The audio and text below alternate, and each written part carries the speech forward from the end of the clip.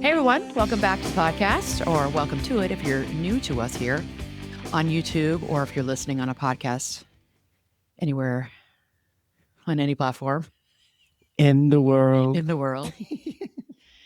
So we're happy to have you here. This is part 2 of mindset shifts. So last week we talked about the mindset shifts that you all need to hear about, that you need to know about, because probably at least one, if not many, you engage in. And if you do, you're welcome to the world. You're like most of the rest of us. And I know I certainly do. And I've had to work on them over the years. So we were running out of time, as we always do. And so today is part 2 about how do we emotionally or behaviorally change the way we think? Like, what are the power moves? What are the behavior changes that we need to do? So emotions, feelings, thoughts, it's behaviors at the end of the day. Okay. Okay. So, small behaviors, it can create big emotional stability in our lives. All right. And it doesn't take a lot. There's small behaviors. All right. So you don't need a personality transplant. You don't need to air quote heal everything before you start to feel better. Most of us are only 2 really tiny shifts away from finding, I would say, cognitive relief in our lives, right? So, emotional mastery, it's not a vibe. This is not a vibe we're talking about. It's a set of behaviors. All right. Okay. Everybody's into vibing these days. This is not a vibe. This is changing a set of behaviors in yourself. Okay. So today I'm giving you the power moves, like I said I would last week. So you can start to use these tools today. Right. So, especially if you're a high functioning, overperforming individual, if you're somebody who overthinks at night, like so many of us do, and you're tired of your brain acting like it's in some chaotic group chat, which many of us live that way. It's like, oh my God, I'm in this. It feels like up in our heads. We're living in our heads and we're in this group chat that's just chaos. We live like that. Yeah. But we got used to it. And these are the power moves to help you move out of living that way. Okay. Okay. Good takeaways. So what I'm about to tell you, why does it work? All right, I'm going to give you a little bit of the science behind it. So your nervous system, it doesn't change just because you understand something. It's important, okay? It's important to have insight. It's important to understand something. But your nervous system doesn't change just because okay, I get it. I understand that, right? That's where many people stop. You can just stop there. I mean, you can have these like in therapy, and I love therapy. And I think most people need to be in therapy at least one time in their life. I'm a total proponent of it. I think if you have any interest in self-exploration, if you want to grow, if you want to learn, therapy is for you. Okay. I used to say this all the time. I think everybody should be sitting on somebody else's couch, metaphorically speaking, at some time in their life. Yeah. Everybody ought to be a client at one point in their life. All right. So you can have, and it's a wonderful place to have these aha moments, have insights about yourself and maybe your family of origin, why you do the things you do. That's step 1. Step 2 is, just because you have these insights doesn't mean change is going to take place. Then you have to move into step 2 and your nervous system starts to change because you start to do something different. You're doing it differently, right? Your brain learns, the neural pathways pick up, oh, I can handle this. Oh, I can do this. Okay. And that's where coaching comes in. And now some therapists do take it to that point as well. I shouldn't say some, quite a few.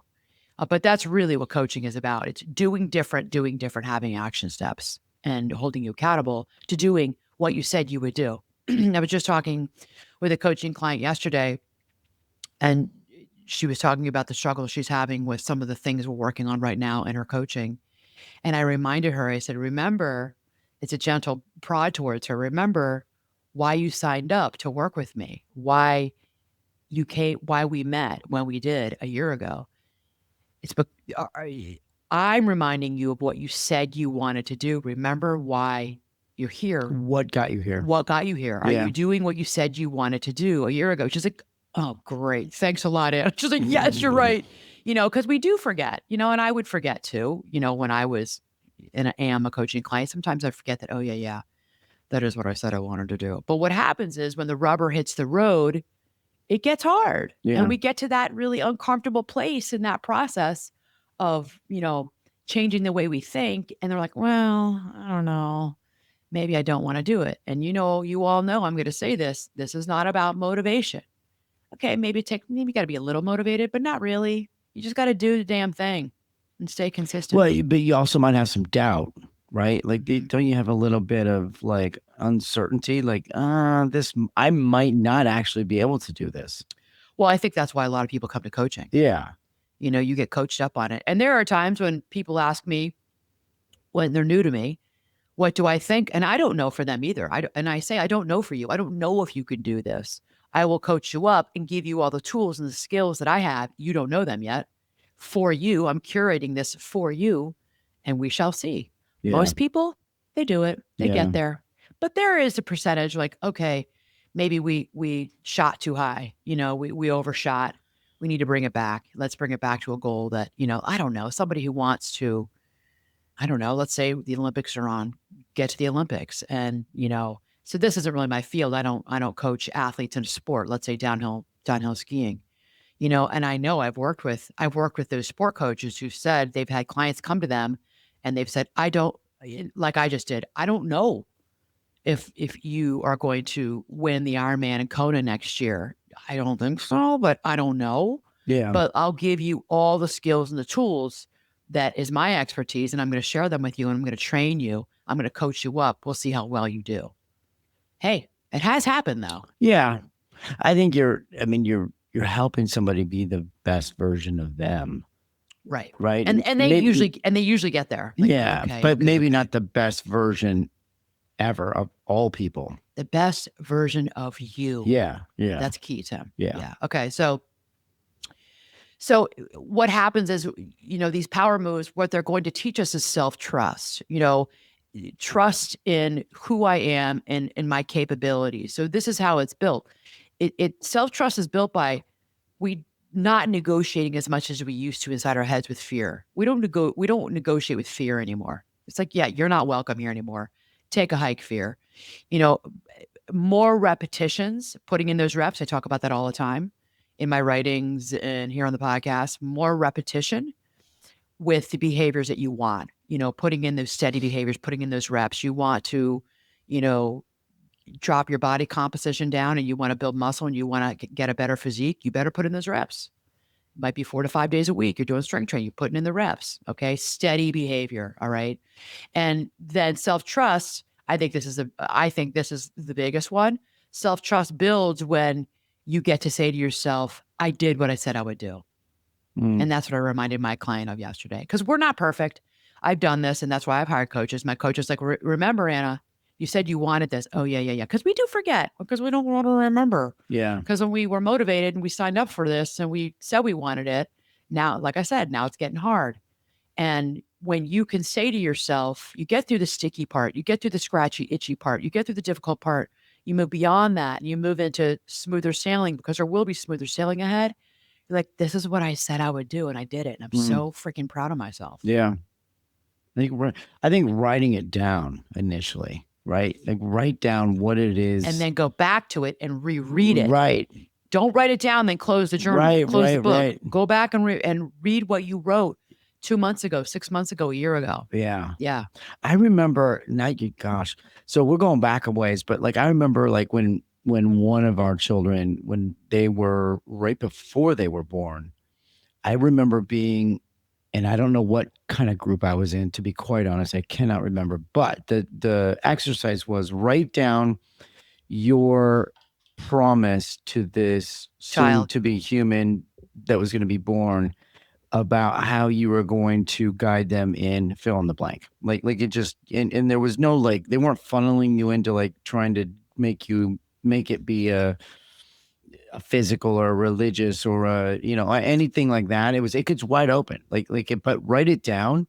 And I wrote it down, and I remember I kept it. I think I had it I actually had the piece of paper in my Bible, to be quite honest. And then years later, and I'm wondering, do I still have that thing? I found it, and I was like, oh my gosh. Like it's a promise you made to your unborn child. Yeah. Yeah. Yeah. And I'm wondering now, like, Did you follow through? but that's a good question. And I wonder what you wrote. Exactly. Part 3. Okay. All right. Let's get into it. Yeah. Think about that. Yeah. Okay. Okay. I don't even know what to say to that. I don't, yeah. Yeah. I mean, but it's, I think, but the point though is that like for something like what we're talking about today is like writing stuff down and then referring back to Go it back to is it. huge. Go It's back to absolutely it. huge. Right. Yeah. It's like when I would have clients write a letter to their younger self and then put that away and then come back to it and read it again. Yeah. Read it years later. I have had the honor and the privilege of having some long-term clients over the 26 years of my private practice. No one's been with me for 26 years. I'll just tell you that right now. I hope you're not. I don't want you for 26 years. I love my clients, but the goal is for you to not stay with me that long. But I have had clients for 4 years.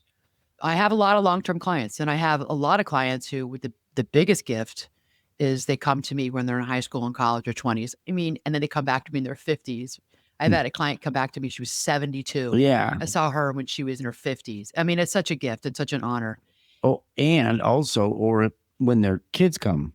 And then their kids come to me. Like what? Years later, Yeah. the kids come to me, which is seriously such an honor. And thank you to all of you because they trust me. Yeah. And when they tell me that they talk in the family about, well, what did Anna say?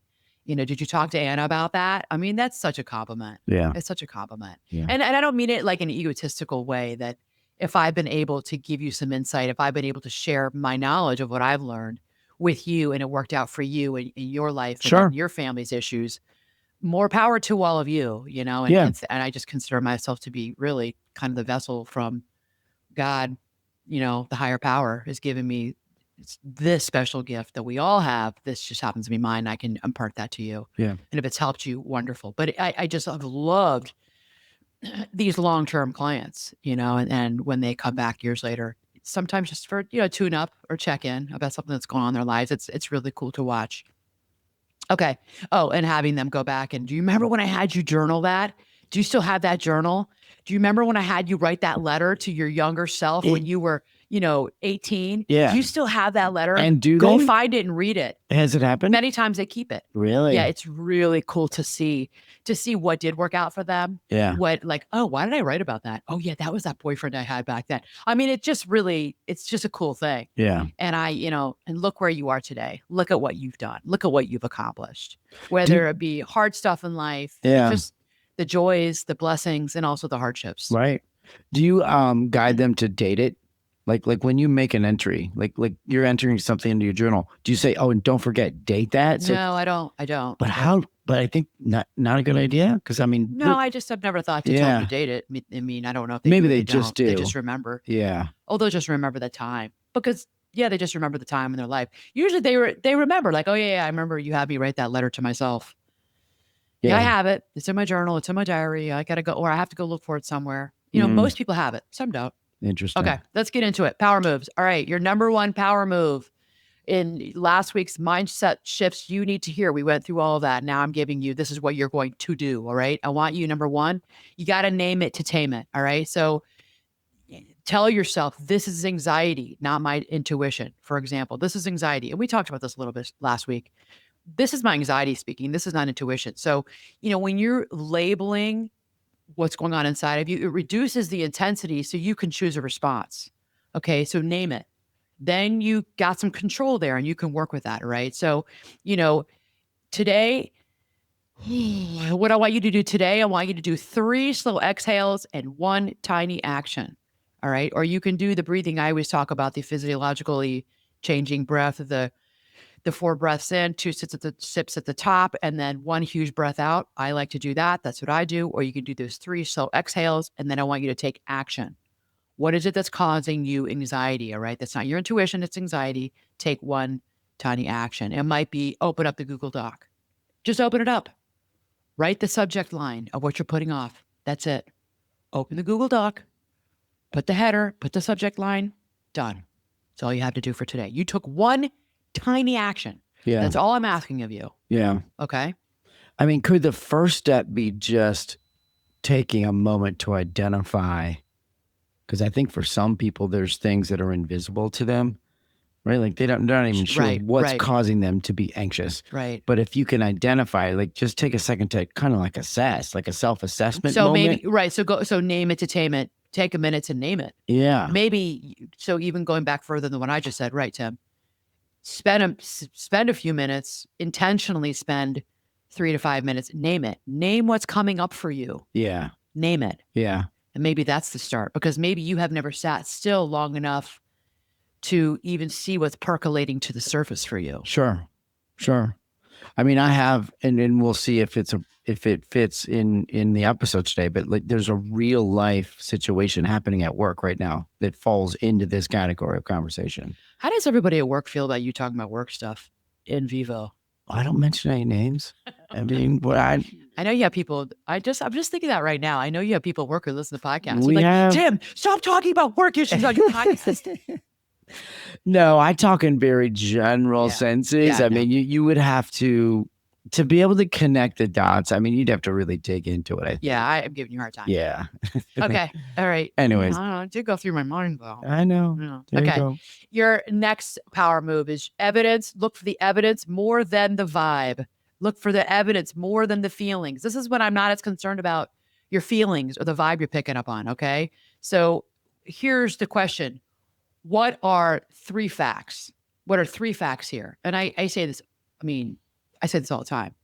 Where's the evidence? Where's the evidence of that thought? Well, there you go. See, you don't have evidence. So, what are 3 facts in this situation that you're in right now about the way you're feeling, the way you're thinking? Okay. So, your brain, when you're under stress, your brain is really good at telling you a story. Your brain tells you stories when you're under stress that you believe. So, when you're looking for the evidence or you're looking for the facts, facts interrupt the story. Okay. So if Yeah. you're somebody who's a catastrophizer, this is, we consider that's a thought distortion. I want you to look for the facts. And you're like, oh, okay. Okay. So that story doesn't really hold because facts interrupt the story. All right. So what do I want you to do today? Today, if this is something you're dealing with, I want you to go and I want you to write. I want you to write 3 facts. I want you to write down 1 assumption. And I want you to write down 1 next step. What's the next thing you're going to do? Okay. So here's an example. Okay. Here's a fact. Okay. You're dating. Let's say you're dating somebody. You met him on Hinge or you met him on a dating app and you had had 2 really nice dates that you thought went well. So here's the example. He hasn't replied. What's the assumption? So that I just gave you 1 fact. He hasn't replied. 1 assumption. He's not interested in me. He doesn't like me. It's something I said. It's something I did. It's something about the way I look. He's not interested. The next step, you're going to you're going to take a step. You're not going to sit in the assumptions. You're not sitting in the negative self-talk that you're doing right there. You're going to do 1 clean check-in, then move on. Hey, just reaching out. Haven't heard from you. Are you still interested or are we getting together next week? I'd like to get together. If not, no problem. Okay. Give this person an out, then move on. Okay. If you don't hear anything, you move on. Okay. You have to look for the evidence. You don't know why that person didn't get back to you. You don't have any evidence. You can think all day long and you can surmise and you can assume, which I would not tell you to do all day long. You still don't have evidence of why that person hasn't gotten back to you. And for all you know, it has nothing to do with you. Yeah. Nothing. Yeah. Can you put this up? It's like falling down on me. My microphone's falling. I mean, I can, but I'm gonna have to stand up then. Well, I can talk and you can move around. Okay. Okay. Go ahead. But go ahead. You want to finish that? No, go. Well, I was just gonna say, this one can be a bit confusing for people because it's confusing for me. So I'm really a little bit because that's so there are feelings that you have that could be factual. Like they could, like you're expressing a feeling about something. We talked about this last week. That's interesting. And you said this last week too. Yeah. So you're stuck on feelings aren't facts. Feelings are feelings. Feelings are valid, but feelings aren't facts. Yeah. Well, and feelings are not wrong. We've We all we've also said absolutely that. they're not So they're that not wrong and they're valid. right. So I think that's the confusing And they're part. not always facts. Correct. Okay, so when so all of you, this is general psychoeducation. If you were to work with me one-on-one or even in group coaching, we go through this and people are able to bring up their own life examples and talk about situations in their own lives. So you're going to get that if you work with me, by the way, in one-on-one coaching. Yeah. Or in a group coaching. This is what you're getting in working with me. We'll go through that because people get stuck like, well, no, and I have a situation. Because what happens is we feel so strongly about a situation. Right. And they listen, go, yeah, how does that make sense what she's saying? Me, Anna, the coach. How does that make sense what she's saying? Or, I mean, I feel so strongly. I think this is factual. And then we break it down and we go through. And really what this is, everybody, it is a thought record. This goes back to cognitive behavioral therapy. This is doing a thought record, and I'm going to go through your situation with you and help you disentangle your thoughts and your feelings. Because what you're talking about, Tim, is, and it's good that you're bringing this up, because if you're stuck on it, then I know many, many other people are still stuck on it. You're getting your thoughts and your feelings entangled. There's an entanglement. And sometimes we're so in it, we're so subjective about our lives, and we're subjective. It's us. It's in our life. We don't have objectivity. It's very difficult to take a step outside of ourselves. We talk about in therapy, we talk about this is such a pain. Can you please fix this while I'm talking? So we talk about having an observing ego. So that's you being able to take a step outside yourself and sort of see how you might look from a third person perspective of somebody, how you look outside yourself, like pretend that you are someone else watching you in a situation. How do you show up? How do you look? And it takes practice to do that. And it's truly is a skill, and one that every single one of us can work on. I know that I've worked on it throughout the years in doing my own therapy. Is, oh geez, when you walk away from a situation, you think to yourself, oh, I wonder how I looked in that situation. I probably was this, or probably, oh, I don't know. I came across as really aggressive or loud. That's you having an observing ego. It doesn't matter it's not really about being correct or incorrect. It's about you caring about how you show up. Right. So now I'm a little bit off track because I'm going off on a tangent about an observing ego. Because I get the weeds with psychology and therapy. I love it. We're talking about the feelings and are they factual? Yes. Because I think you can talk yourself into... They get entangled. And I hear what you're saying, but your feelings aren't facts. They're not facts, but they also could be facts. Like you could feel that you are... I mean, we'd have to come up with a real life situation really quickly, but it is possible that the way you're feeling... It is fact. No. Really? No. What's a fact? Tell me what a fact is. Let's take a situation you've been emotional about. What's something you've been emotional about? Can you think of one off the top? I know I'm asking and putting you on the spot. Something that's made you really frustrated. Talk about something with the kids. Well, how about... The kids frustrate us sometimes. So I have a swimmer that we're trying to correct some things with, and it's very, very frustrating. I feel frustrated. And I feel frustrated because I feel like this person is not giving full attention to your coaching, the direction on this one particular skill that we're trying to perfect. So I feel frustrated by that because I feel that person's not. Okay. So, but they're not. So like, I feel that they're not, and they're actually not. So I think my feelings are accurate. I'm frustrated because here's the fact. They are not following instruction. Yeah. They're not following instruction. Thus, I feel frustrated by them. Yeah. Do you hear what I'm saying? The fact is they're not following. Here's the fact. They're not following my instruction. Right. I feel frustrated. That's different. There's fact and feeling there. Well, it's the way I'm saying it because I feel But you got to suss it out. Okay. You have to take it apart. Well, and this is why we're saying it out loud because I think that someone else is going to be like, right? Yes, because I talk about this all the time. Yeah. And I understand it. I understand. I feel like you're not paying attention. I feel like you're, but that's a fact. It's the what way I observe is you're not paying attention to what I'm saying to you. And I think, and as a result, as your coach, I'm feeling a little frustrated by this. And so I think maybe it's the way we say things sometimes to ourselves and out loud. Like don't say I feel like you're not paying attention. You're not paying You're attention. not paying attention. And I feel feel there you go. frustrated That's exactly it. because of that. Yes. Yeah. So it's semantics. It's language. Yeah. That's really important. And I'm glad you brought this up because you're right. I think sometimes maybe I talk quickly and I assume that people listening and watching are just going to understand it. And that's why it's great that you're the non-mental health person because you will ask and say, wait, slow down on that one. Yeah. And you're right. I go through this over and over. Remember, everybody, I don't expect you to just learn this or know this on your own. And ChatGPT is not going to teach. Oh, well, ChatGPT will teach you this. You're not really going to learn unless you're working with someone. You're just not. I mean, we're all using large language models today. They are amazing. We all are. Therapists, coaches, everybody for everything is using them. I just got something recently about some proposal I have to do. And the person said, for all of you who are using ChatGPT, that's fine, but make sure you take out this and that. It's a dead giveaway or something that's a large language model or something. I thought it was interesting because now everybody's just so open about, we know that you're using it. That's fine. Yeah. But so you can do this, but you have to put in the reps with someone and you can try to find a robot to do that with you, but there's nothing like a human being. I do this work with my clients because it's over and over and over again.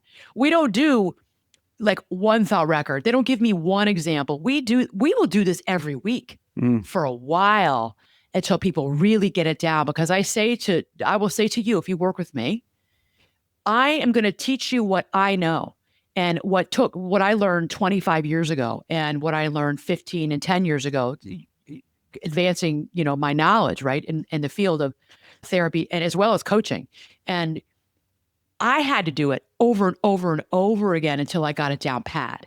So you have to do it over and over again. So now I don't have to look at the form. I don't have to look at the sheet. I don't have to look at my notes anymore. It's in my head. Yeah. But do you know how many reps that took for me to get there? Sure. So for all of you, if you're like, this is really hard. No, that's okay. I'm teaching you right now. And know that you got to spend some time doing this, okay? Right. It helps to do it with another live human being. Yeah, and it's also new for somebody, potentially as well, right? Like this is brand new territory. Yeah, and you do bring up a really good point. This whole power move is about evidence being more important than the vibe or how you feel, and it's a one that people get really stuck on, understanding facts versus feelings. Okay. All right. What's your next power move in your mindset shift? So 90 seconds. 90 seconds. I want you to ride the wave. So this is uncomfortable feelings are coming up for you. So here's what I want you to say to yourself. I can feel this. I can feel this feeling right now this is a feeling and I'm not going to fix it. I'm not fixing it. Okay. So why does this work? Feelings peak and pass when you stop feeding them. So feelings can climax. They go up. Feelings start somewhere. They usually go up and they always come back down. Like I say all the time, it's like the clouds overhead.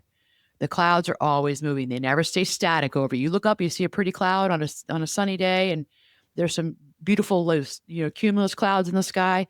They're not, you look up, you look down, 30 seconds later, a minute later, they're way over there. Or a minute later, like, where'd that pretty cotton ball cloud go? They're always moving. It's like our feelings. They always move. So feelings peak and they pass when you stop feeding them. Okay. So what can you do today? You can go and set a timer for 90 seconds, set it on your watch, set it on your phone. Feel it. Feel the feeling that's coming up for you, the strong feeling. We call it riding the wave. This goes to DBT. This is dialectical behavioral therapy. Feel the feelings. Feel it. What are you feeling? I want you to label it and do nothing. That is what we call in DBT riding the wave.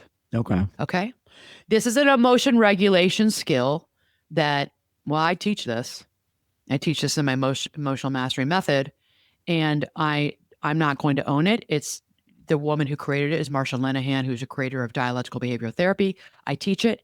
I didn't create it. I need to say that because I have to give credit where credit is due. I didn't create this because it drives me crazy when coaches take ownership of things they shouldn't be taking ownership for. And maybe, we're all borrowing from one another, but give credit to the people who created it. Marsha Linehan's a genius, that therapy. So this is from her. It's called ride the wave. Okay.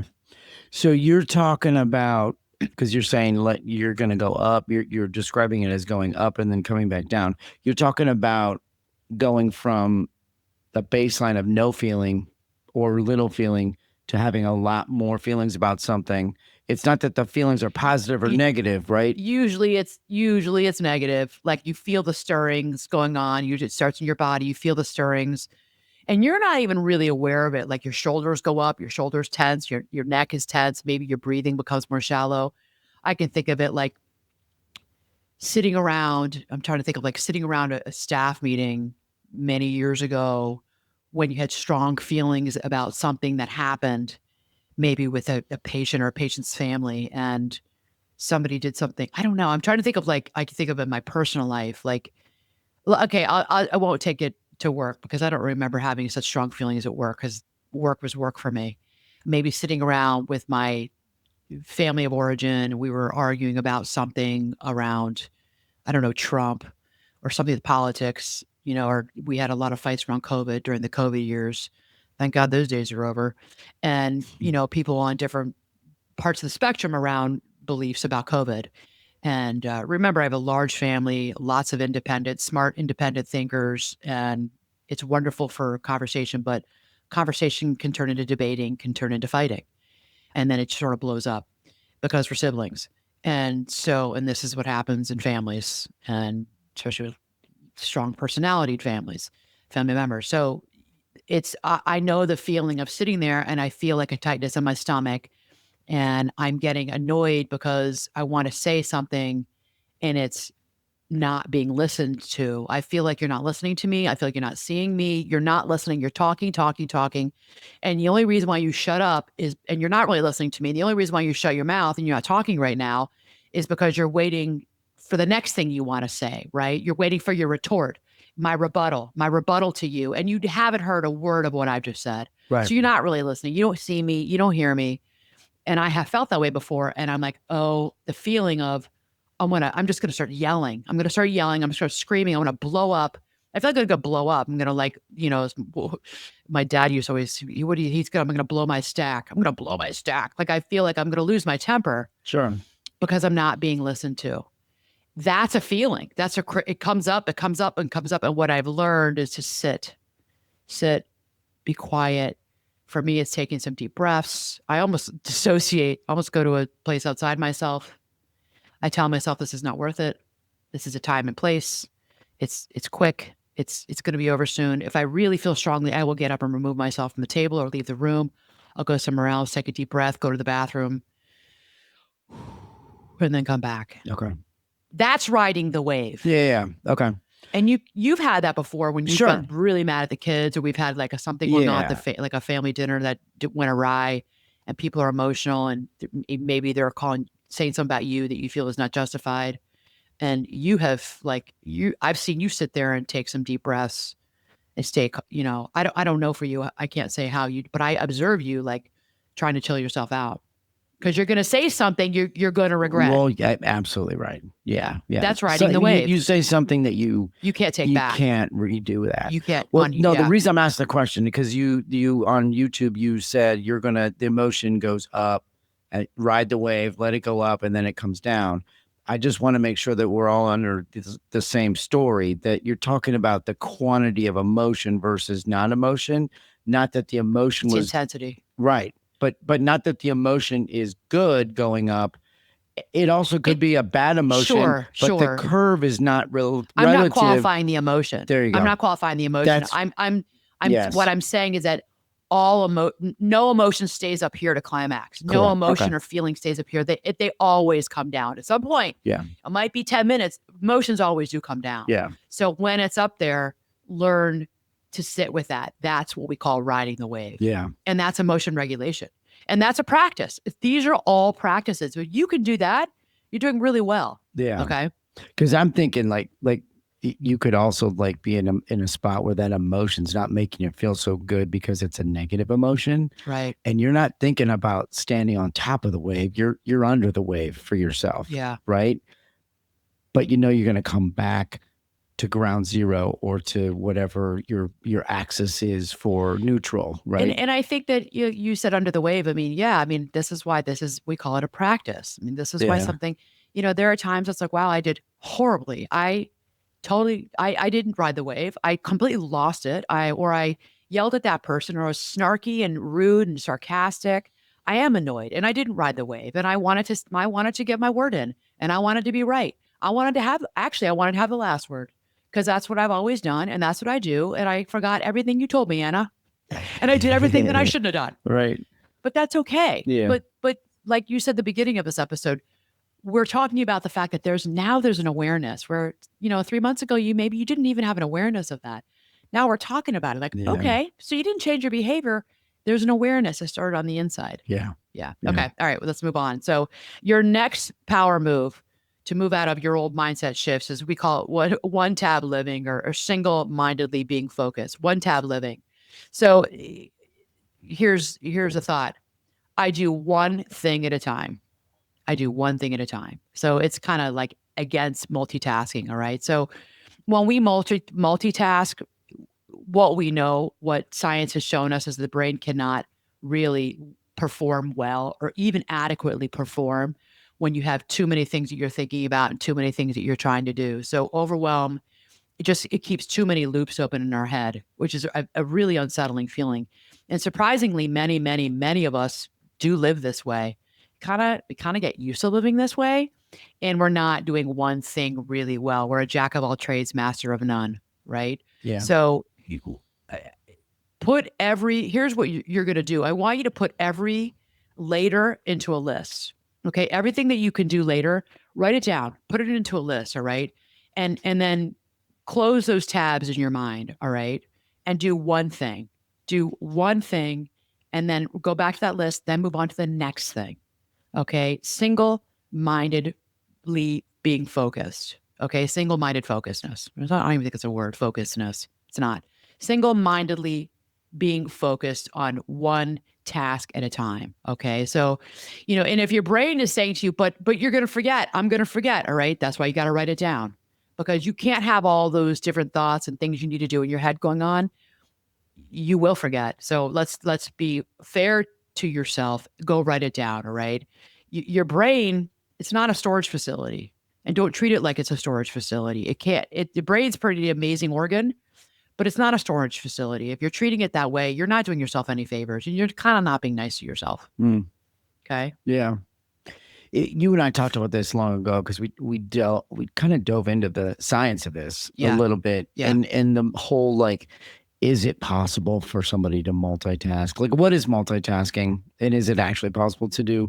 And I think we discovered that it's like, no, it's not actually, because your brain. Because we were multitasking for years and years and years, and and then women can multitask better than men. It's where we come from. Yeah. It's our just how female brains are created differently than men. Yeah. Going back to the days of Cro-Magnon and Neanderthal man, and having to, go pick fruit and hold a baby and do all kinds of things. And this is really what they say. And you guys were out like hunting and maybe gathering. We were gathering and doing all kinds of other things, literally stoking the fire to keep it going. Yeah. So we would talk about this, because I would multitask, and I would get on you because you weren't multitasking well enough, and I was hard on you about that, until I really understood the science. And this is 2026 now. This is probably 2014 or 15. I started to really look into this. At the latest. Yeah. Yeah. We even really, maybe it was 2008, 2009, 2010. Like, come on, why can't you get all these things done? And then I realized, I was reading the research. So men's brains cannot multitask the way women can. And now what they started to say, not now, 10 years ago, is really nobody should be multitasking. It's not good for any of us to multitask. Well, it's not only it's hard to do. Shouldn't you? It doesn't work. The science says you cannot. Remember, because it doesn't work. They referred to toggle tasking. Remember this? Yeah. Right? Yeah. So it's like, if you have 10 things, the perception is like, I can multitask and I can get all 10 things done. No, you can't. You're not like an octopus where you can. I've done it and it's crappy. I remember doing it in college, more high school.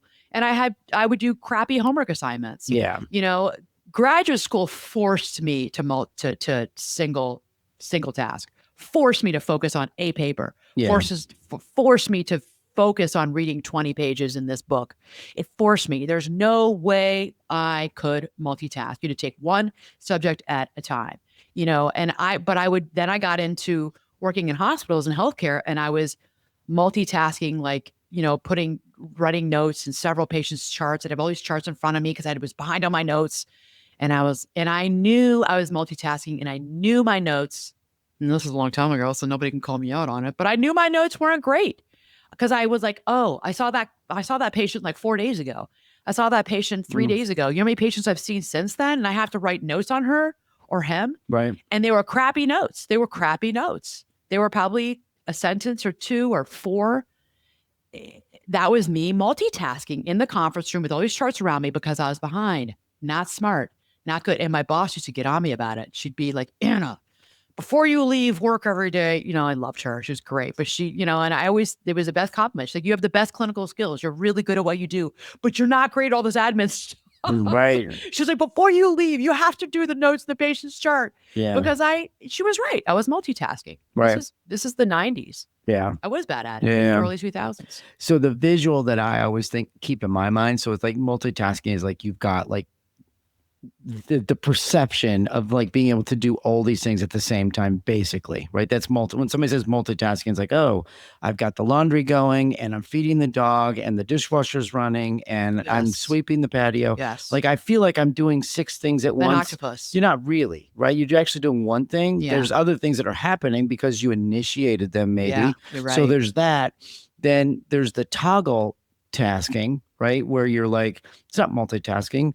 You're flipping from one to the next, right? Like I'm going to go do this. And then like a toggle switch, right? Yeah. But maybe think of it more like a joystick, right? Like, the joystick, like you can move it around faster than a toggle. You can switch directions and gradually move that toggle switch around to go to a different area in your head. I don't understand how that's different from toggling.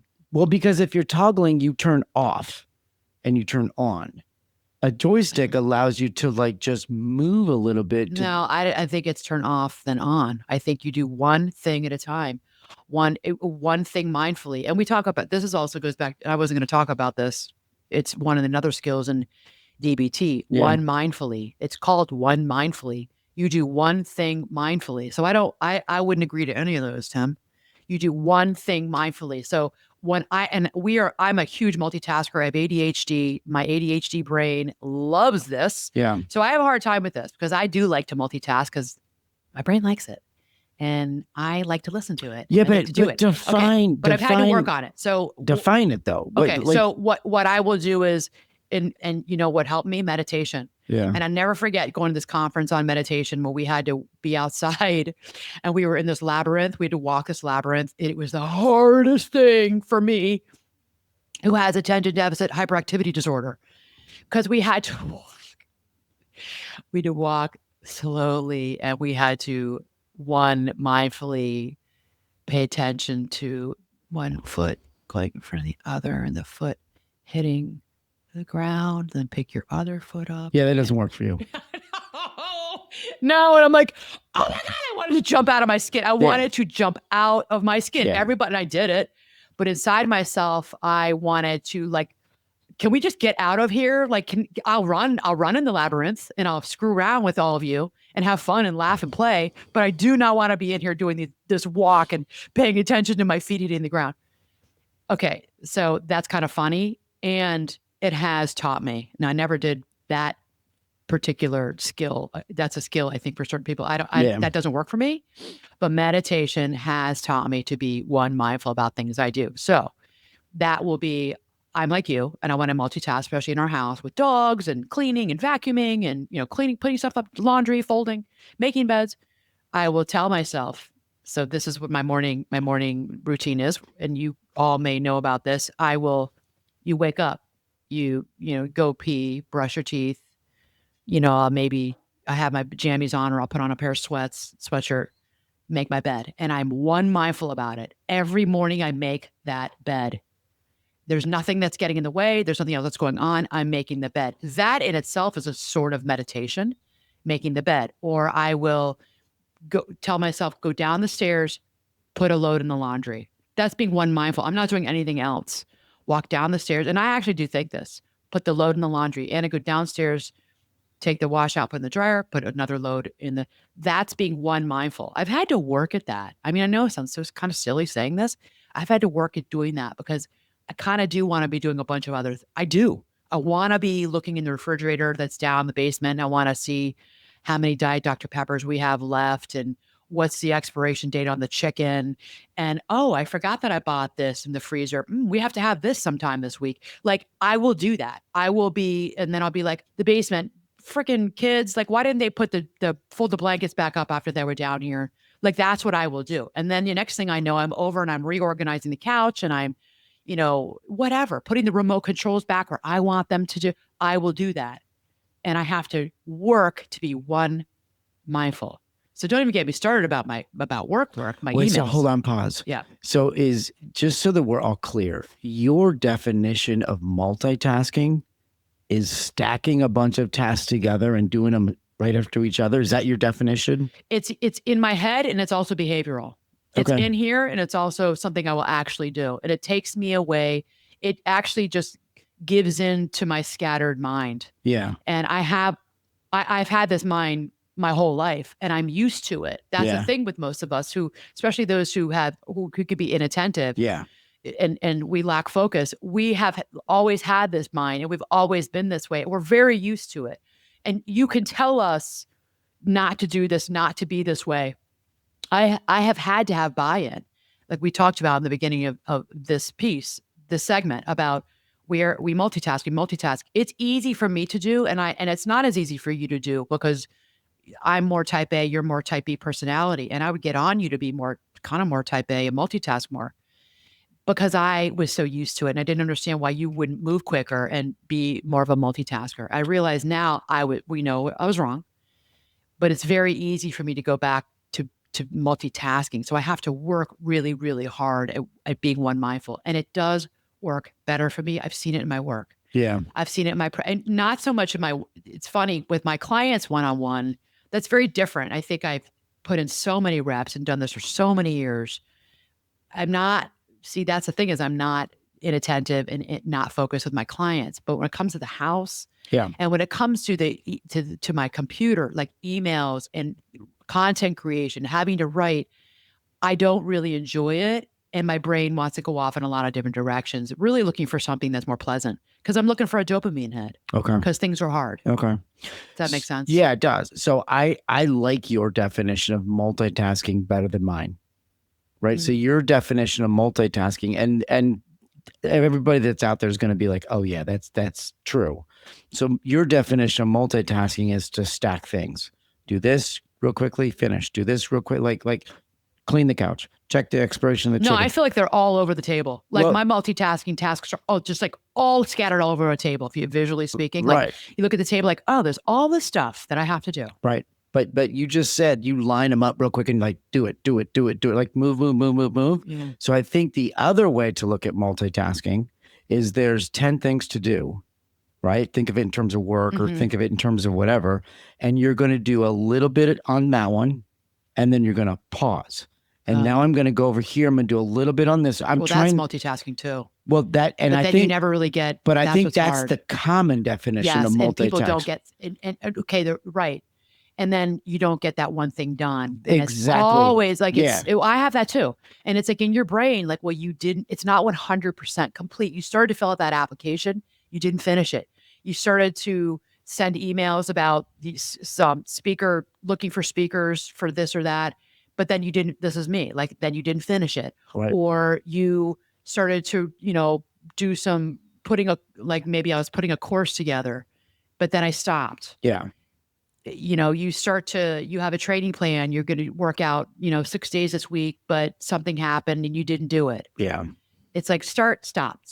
That's frustrating. Yeah. It's frustrating for all of us. So let's close the circle on this real quick. Yeah. So if your definition and mine of multitasking differ, but we don't know that, right? So your definition is just do it, get it done quick, do it, get it done quick, do it, get it done quick. And mine is like, I'm going to like go over here and start this, but then I get distracted or I get pulled or whatever it might be, and now I'm going to go over here. Well, now this isn't done, Yeah. right? Yeah. And I'm on to this one, and then let's say it happens again, and I get pulled. But what I think is harder, Tim, because what is easier for me is the mental load is harder. So actually having behaviors I need to do, like a behavior of organizing the basement downstairs, organizing, folding blankets, putting them away, checking the expiration date on the meat, looking in the fridge and seeing if we need more soda. Yeah.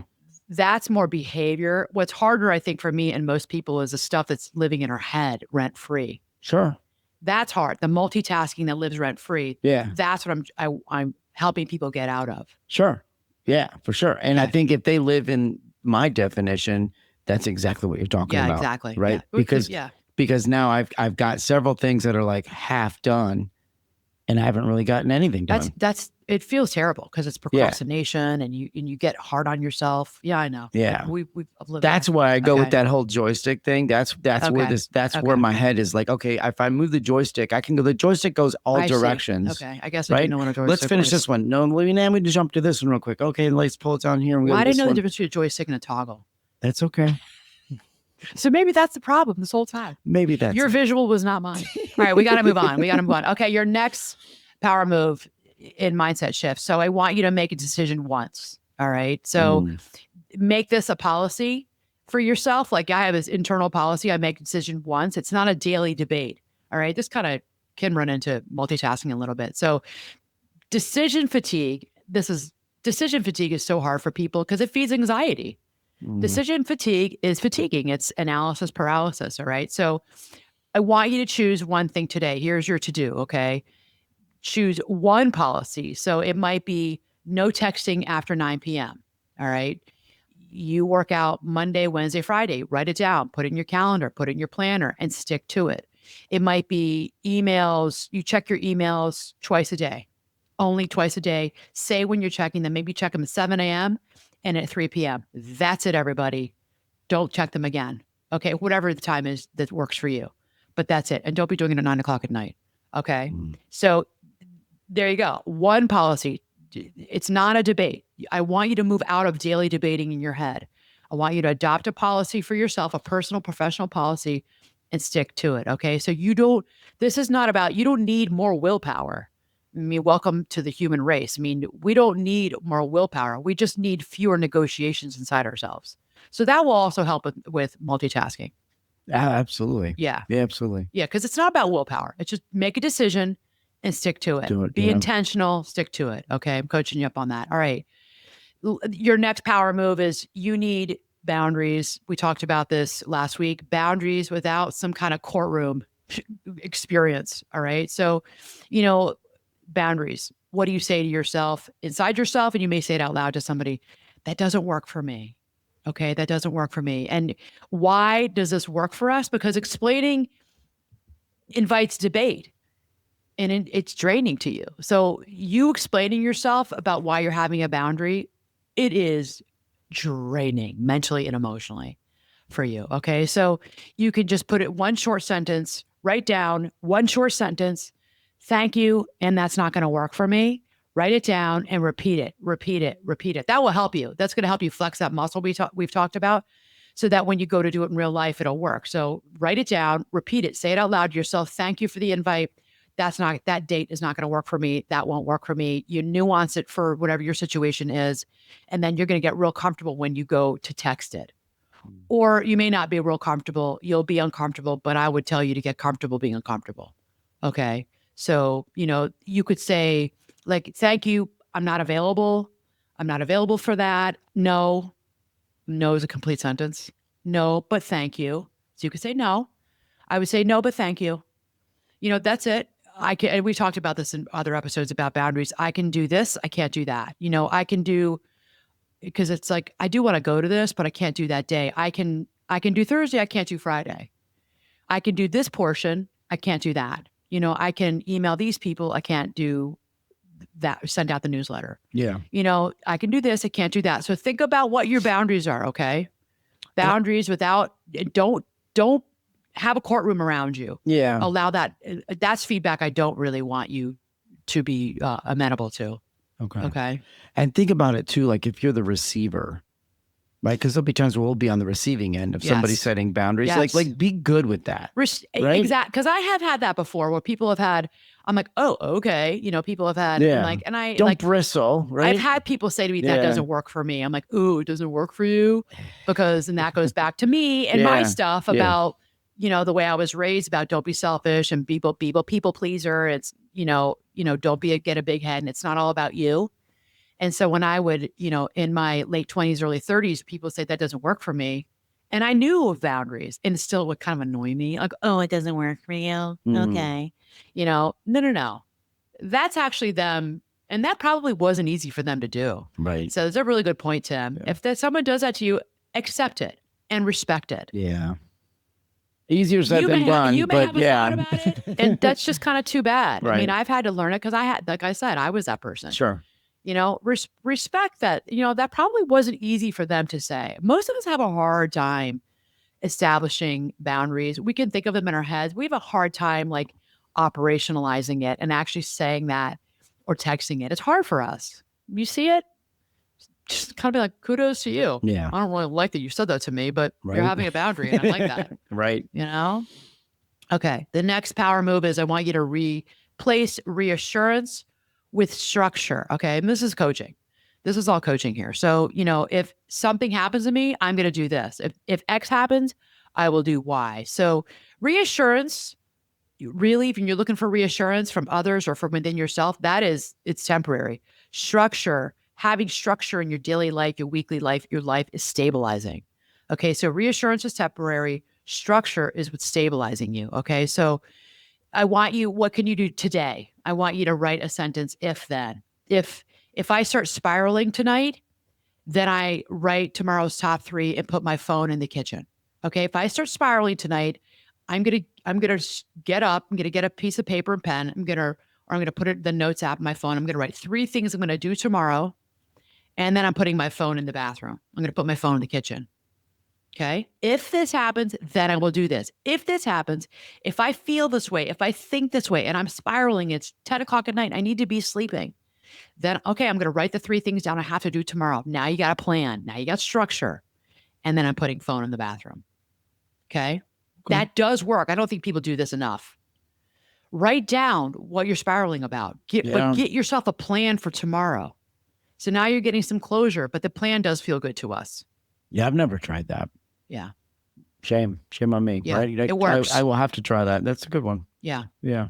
Okay. Your next mindset shift power move is micro integrities. All right. So I keep one small promise to myself every day. All right. This is just going to improve and increase your integrity of yourself as a person. All right.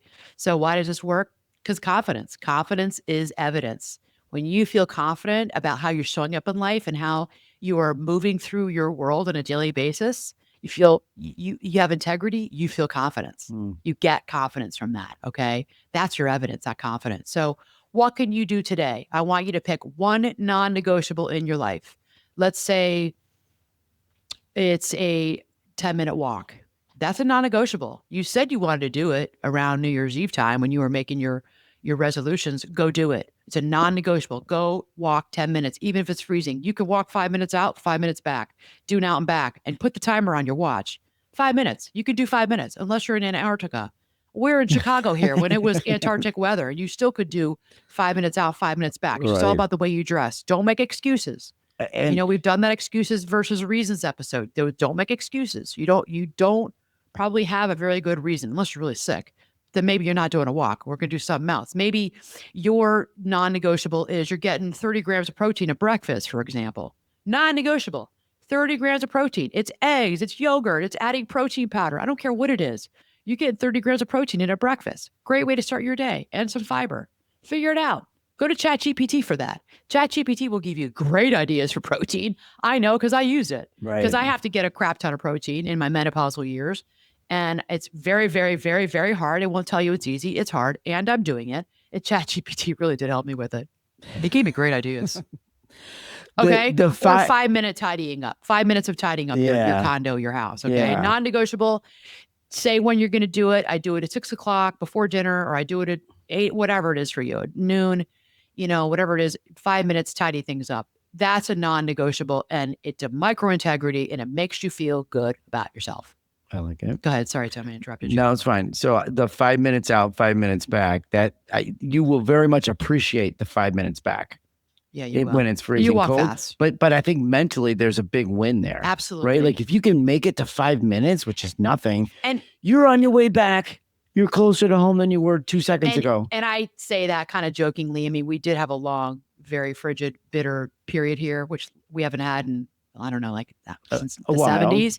Well, no. We've had it since then. We had like 2 days of it. We've had like a month of it now. And they said that's been 50 years. Okay, whatever. So I went indoors. I went to a indoor track. I went to a treadmill. But, these are things we can all do. You set it and do it. You can make it work. Yeah, you can make it work. Okay, let's move on. I could talk about hold that. On. I have to just say this. So was it crap ton? Was that what you said? Crap ton. Crap ton. Okay. Yeah. I'm going to make you a spoon. I'm trying to clean up my mouth a little bit. Well, I know you can call whatever you want, but I'm going to make you like a teaspoon, or I'm going to make you some measuring device, and I'm going to have it be measured in crap tons. Okay. Just so that you got that, right? Because I think that will be like protein. Okay. I mean, protein. Have you get a lot? It's a crap ton to shit ton is what I would say. So I just said it. I'm trying to work on my mouth, on my swearing. You got work to do, but that's okay. Go ahead. I'm actually not that bad compared to most people we know. All right. So your next mindset shift power move is this ghosting protocol. Let's have a protocol around ghosting. Someone's ghosting you. You're going to do one follow-up, and then you're going to choose self-respect. Okay. This is big for those who are I think of it in the dating world, but it also can be in the, you want to collaborate with someone at work. You want to do something with someone. You're asking for plans with a girlfriend or a boyfriend, a friendship. You're asking for plans. You asked for plans, didn't hear from them. I want you to do one follow-up. It's probably a text, or maybe it's an audio text. They don't get back to you. You move into self-respect. You let it go. Okay. So chasing people and things creates anxiety loops in your head. Don't we all know that? I don't think I even need to say that to any of you. You know what that's like. It just creates these anxiety loops when we're chasing. And it's a terrible feeling, I think, to feel like we're chasing someone. No one likes that. It's not good for our self-esteem, for self-respect, right? So here's a script that I've had clients use. And this is more like in the dating world. So, hey, text this. Hey, just checking in. If you're not feeling it, no worries. Take care. Then you're done. Done. Okay. Let's go back to that date, that app that you were on, one of the popular dating apps, and you had 2 dates and you thought they were really good. And you're like, wow, I haven't heard from this person. I thought we mentioned that we were going to do something, make plans for next week. Hey, just checking in. Are you still up for blah, blah, blah, going to so-and-so? If you're not feeling it, no problem. No worries. Take care. There you go. Done. Yeah. And you're out. Yeah. Okay. That's the ghosting protocol. All right. I want you to have closure on that while maintaining your self-respect and your integrity as a person, because it's not about you. All right. So the power move here is, it's not the fact that you texted somebody. The power move for you is that you stopped, done, you stopped. That's your power move. Yeah. Does that make sense? No, it makes sense. Yeah. I mean, the visual would be like playing tennis, right? Like you return the serve. It's it's off your side of the net. Right. Right. Like maybe it'll come back. Maybe it won't. Right. Right. It's possible. There you go. Right. It's it's a good visual metaphor. Okay. Mm. Next power move is a sleep closure ritual. Okay. So here's what I want you to say to yourself. You're getting ready for bed. I'm done for today. The day is done. So your brain keeps you awake when it thinks that you'll forget something.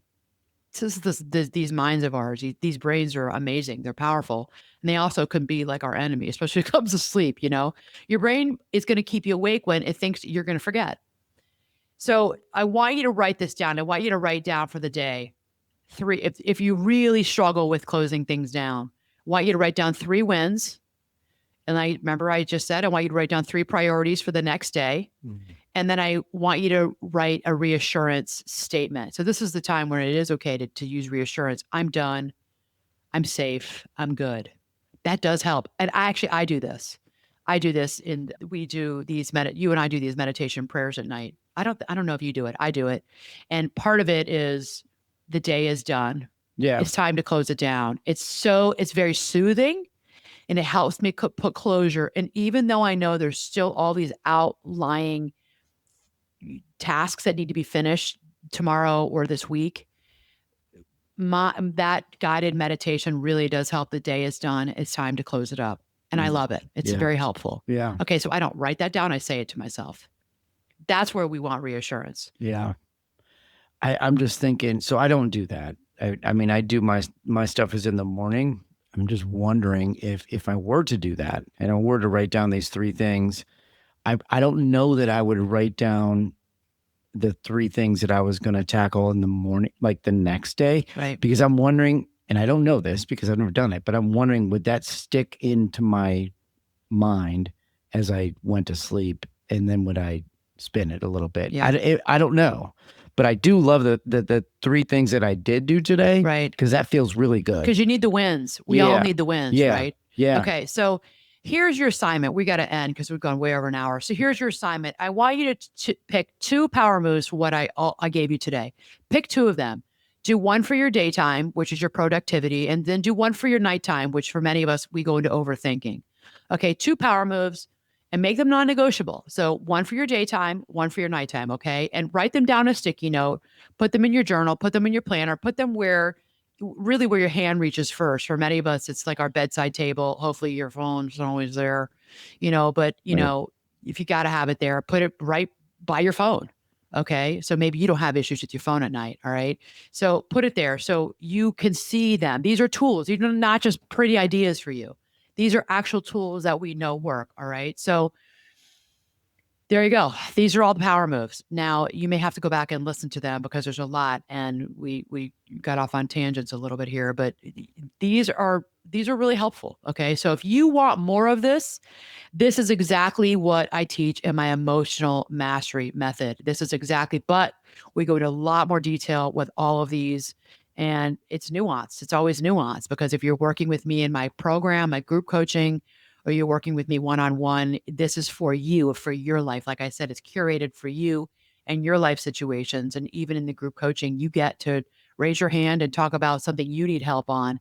And then I'm helping you on that. And it's wonderful feedback too in group coaching. Other people can also throw in ideas, which sometimes the other members of the group have great examples that I didn't think of for the person who's asking the question. Okay, so if you want more, it's going to be inside my program. All right. So you don't need more insight, everyone. All right. We don't need more insight. We need the reps. We need the structure. Okay. We need the tools that work in real life. And this is it. I'm giving it to you. Okay. All right. Thanks for listening. Don't forget to subscribe, rate, and review the podcast. Makes all the difference in the world. 5 stars. And please let us know how we're doing. I do see what you guys are writing in YouTube. Thank you for that. I'm happy to see the YouTubes. The views are going up. So we're happy to see you all in there, and looking forward to at some point meeting you in real life. I would love that. That'd be the coolest thing ever. Okay. Mad love, everyone. Until next time.